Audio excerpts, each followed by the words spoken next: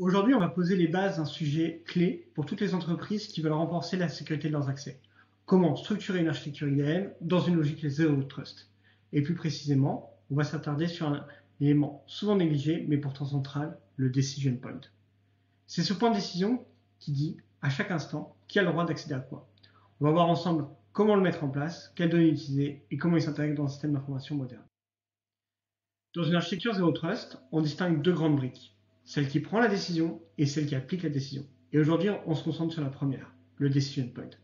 Cette brique qui évalue la légitimité d'un accès et qui dit « oui, cette personne a bien le droit d'accéder à cette application ou à ce fichier ». Pour structurer cette réflexion, je vous recommande un framework Zero Trust. Pourquoi? Parce qu'il permet de prendre de la hauteur, de poser toutes les briques et de garder une vision claire. Et justement, on va dérouler ce framework étape par étape. Première étape, identifier les bonnes sources de données. Souvent, on commence par les données RH. Pourquoi? Parce qu'en entreprise, quand quelqu'un part, on arrête de payer. Et ça, on le fait bien, ou plutôt bien. Donc les données RH sont souvent les plus fiables. On part de là. Ensuite, on enrichit avec d'autres sources. La CMDB, pour l'inventaire des applications et des assets, et les outils métiers. Souvent, ces outils internes permettent aux responsables de gérer eux-mêmes les droits d'accès.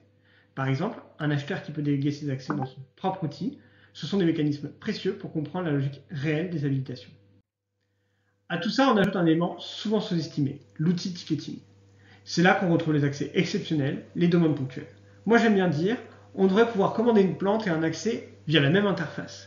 Et justement, comme les utilisateurs connaissent déjà ce point d'entrée, autant en tirer parti. Ces accès hors cadre doivent être aussi pris en compte. C'est en agrégeant toutes ces données qu'on peut commencer à prendre des décisions cohérentes. Donc le vrai début d'un projet IAM, c'est ça. Identifier les sources de données et évaluer leur fiabilité. Parce que c'est cette fiabilité qui conditionne la qualité de tout le reste. Une fois les données bien qualifiées, il faut choisir un outil pour piloter cette gouvernance. Dans notre cas, on va parler de Netbricks Identity Manager, anciennement UserCube. C'est un outil qui va chercher les données RH, la CMDB, les autorisations et qui peut être interrogé en API pour accorder ou retirer les droits. Il devient le cerveau du système.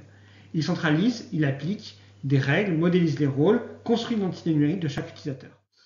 Si on pousse la logique plus loin, on peut même intégrer le SOC dans le dispositif. Moi, je vois le SOC comme un super decision point. Il peut prendre la main en cas d'anomalie. Même si Netbricks Identity Manager dit tout est bon, le SOC peut déclencher un override d'urgence, le fameux bouton rouge. Et tout ça, bien sûr, via API. Donc, au démarrage d'un projet IAM, on commence par poser deux briques, les données et le decision point. Et très vite, les exigences apparaissent. Exposition en API, intégration au SOC, récupération des données RH, croisement avec la CMDB, etc. L'enforcement point, c'est là où la décision est appliquée. Dans un SI moderne, il y en a plusieurs. Les identity providers, Azure AD, PI Identity, les API Gateway, pour tout ce qui est compte technique, API Management, et les bastions, type CyberArk ou AX. Tous sont pilotés par le Decision Point. Il faut bien cadrer ce que cette brique d'autorisation doit faire. Encore une fois, je vous recommande de vous appuyer sur un framework existant. Ça permet de se poser de bonnes questions. Par où commencer, qui décide, qui applique, où vont les données, d'où elles viennent. Mon conseil, prenez du recul. Référencez les données que vous consommez.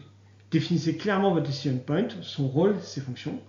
Une fois en place, il pourra vous pousser les comptes vers un identity provider, une API Gateway, un Authorization Store, un bastion. Par exemple, avec Netbricks Identity Manager, on utilise souvent Skin pour tout synchroniser. Et si jamais votre fournisseur ou votre intégrateur est un peu parvenu, reprenez un framework. Mappez ce que vous avez. Posez toutes les briques. Faites simple. Des flèches, des blocs qui poussent, qui décident où ça va. Vous verrez, c'est pas si complexe et surtout, vous gardez la maîtrise. Le Decision Point, c'est lui qui orchestre tout. C'est la tour de contrôle de la gestion des identités et des accès.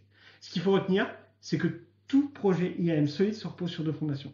Des données fiables et bien qualifiées et un Decision Point clair, exposable, connecté, capable d'orchestrer les accès. Le reste vient ensuite. Avec un framework comme Zero Trust, vous gagnez en clarté, en cohérence et en efficacité.